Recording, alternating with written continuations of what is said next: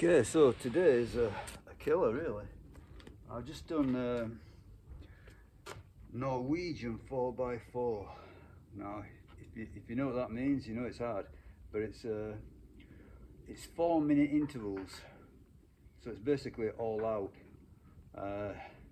95% stuff. So you do 4 minutes, all out, just about.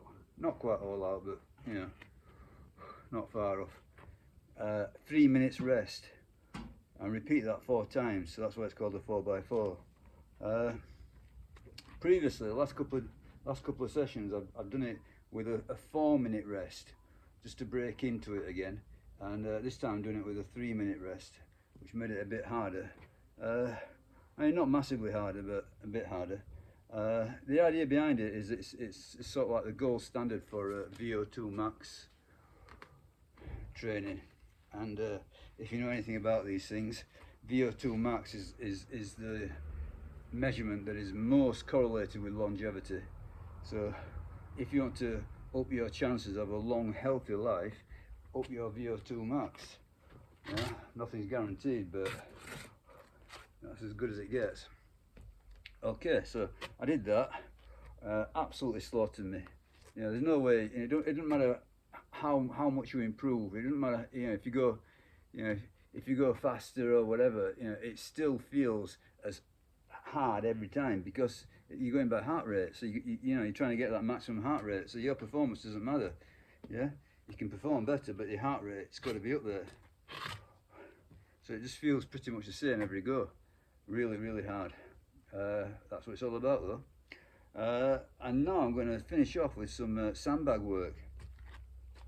So yesterday I did a little bit of sandbag work. I did sort of like some longer walks just to testing the roots out. But this is the main sandbag. So what it's going to be a circuit of sorts.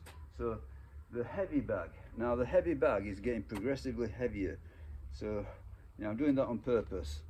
So the heavy bag is going to be restricted every time to, well, from where it is now at the bottom of the garden to here, which I'm going to cut. That's sort of like this is like the short walk, if you like. Yeah. Now the long walk goes further back to the back of my garden. I've got to take a step. This is the short walk. So the heavy bag is only ever going to be from, well, for the time being anyway, it's going to be from where it is now to here and back. That's it. So to progress it, it's going to have to get heavier. So over time, there's going to be a little bit more sand added all the time until one fine day I fill it up, which I don't know if that's possible. So it takes 150 kilos. So whether or not I ever fill it up, that's debatable. But it is getting heavier. Obviously you can't really see it, but it's heavier. So every time I'm doing these walks, it's heavier. So what I'm going to do that heavy bag there and back. Then immediately after, the next will be the farmer's walk there and back, and then I think I'll do 3 over the shoulders. Yeah. So all of this is going to be on a 1:30 timer, so it's quite a tight timer. How many I get through, I don't know yet. So this is a first time round. First time round, how many rounds of that I can do, I don't know, but I'll give it a good go, see what happens. But as I say, I've already slaughtered myself on the interval training. Really, really hard. It always is, never any different.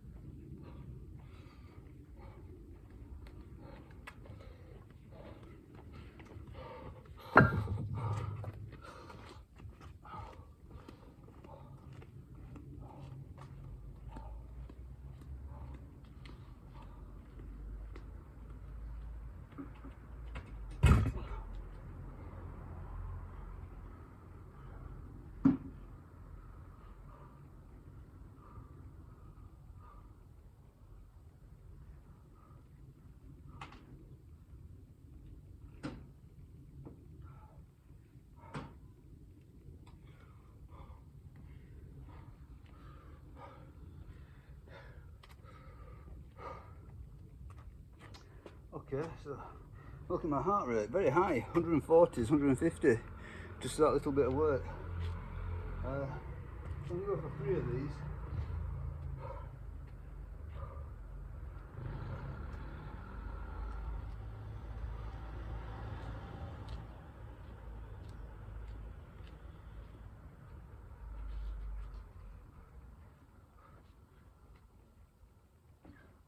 So it's a 1 minute 30 timer, which is quite tight. Keep my heart rate up.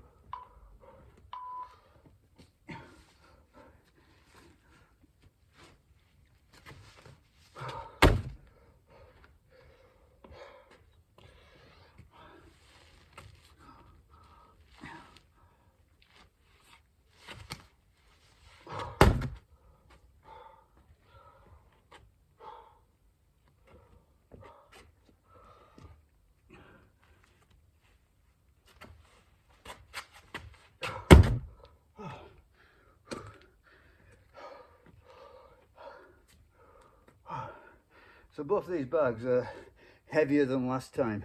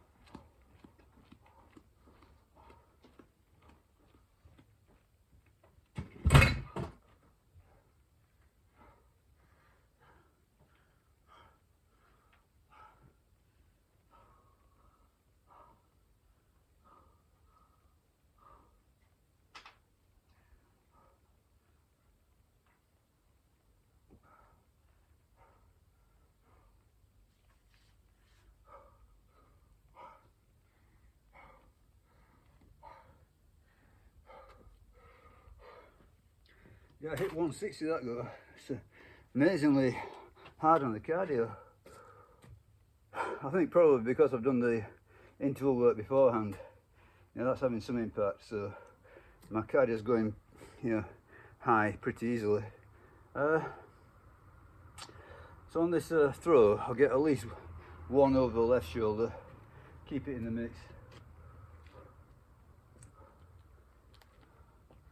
So 103, I'll go over the left shoulder.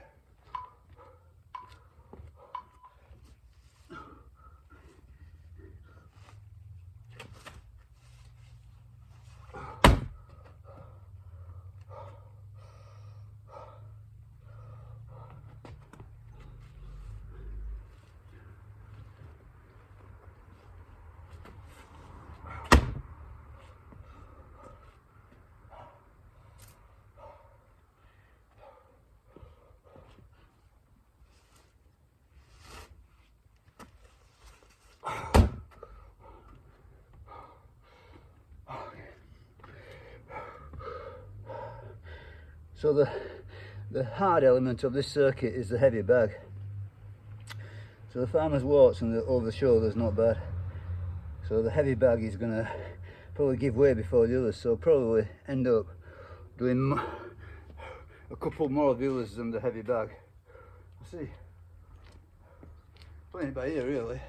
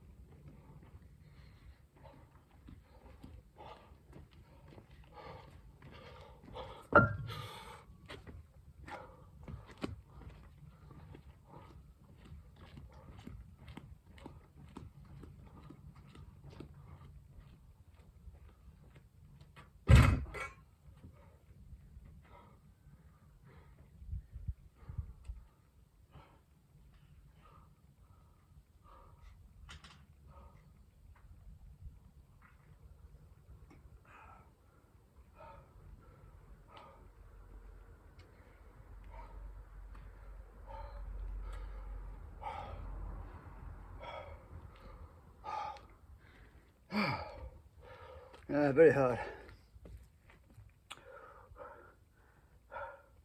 I noticed the heavy bag that if I hold it a bit lower, so I've got my head over it, it's a bit easier, but it just gets in the way of your legs.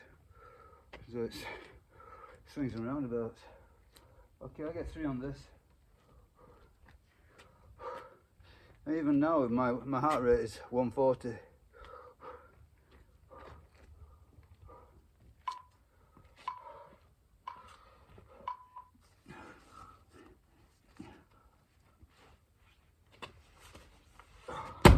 That was the left.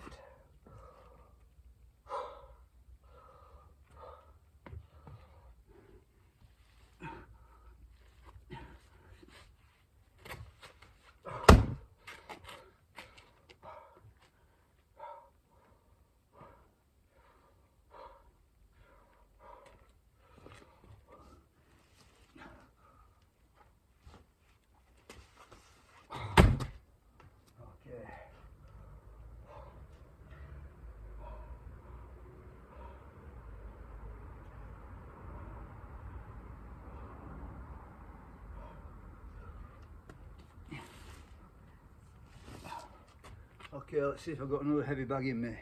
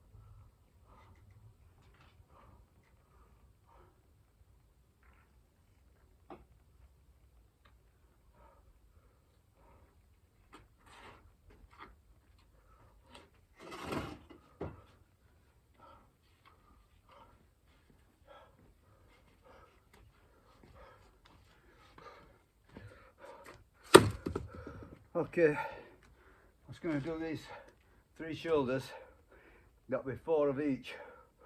Then I'm going to do something different because I think the heavy bag's about the limit now. So rather than do more heavy bag and fail and have to pick the thing up, I'm going to do something different.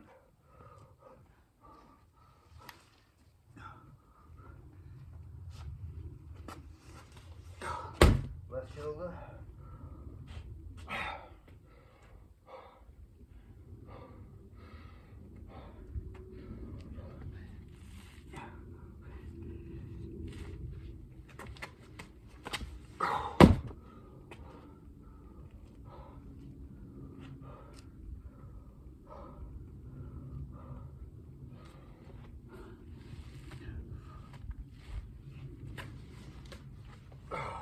Okay.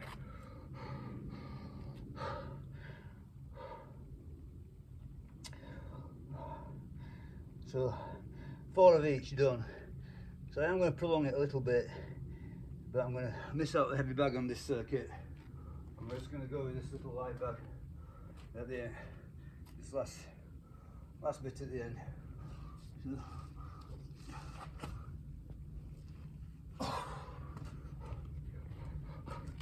Exactly how this works I don't know yet.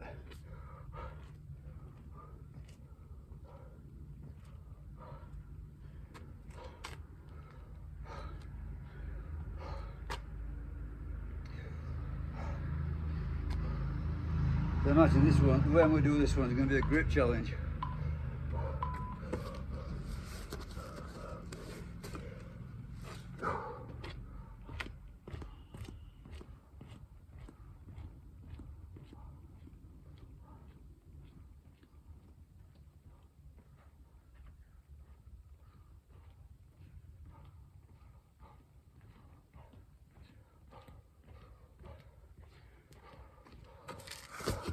Okay, that was easy enough, but now I'm at the end, it's all hard. I mean, if you can see my heart rate, I don't know if you can see it, but it's, I don't know, high 140s even after that little effort.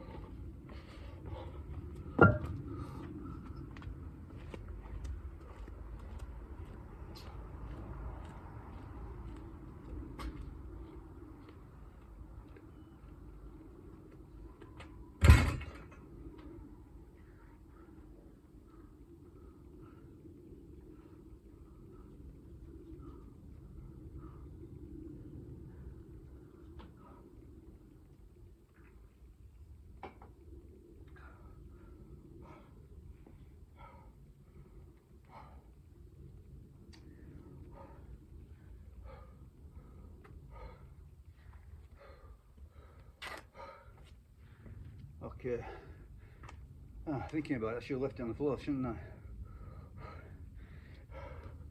Drop it on the floor at the end. Okay, I'm going to do 4 of these now.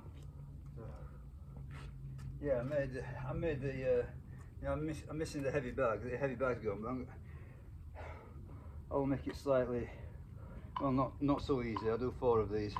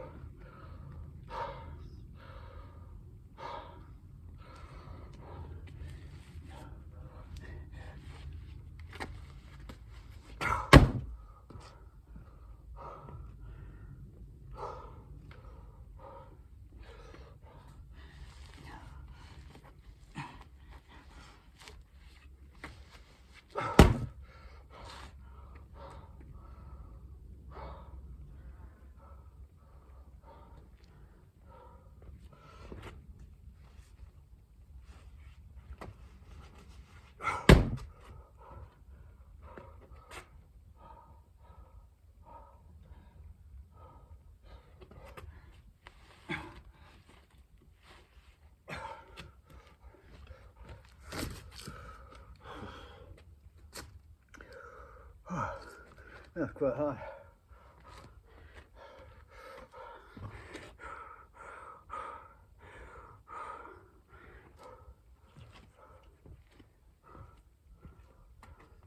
So 150 is like hard running, really. I mean, it's not the hardest, but it's hard. Zone 4 for me.